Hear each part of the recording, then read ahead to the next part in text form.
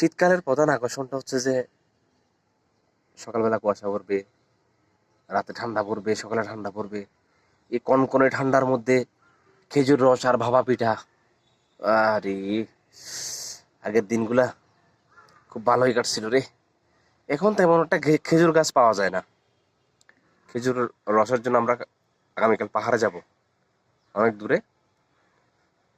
আপনাদের দেখাবো আমরা কিভাবে কিভাবে যাচ্ছি পাহাড়ে খেজুর রস সংগ্রহ করার জন্য। সবাই ভালো থাকবেন, আমাদের জন্য দোয়া রাখবেন।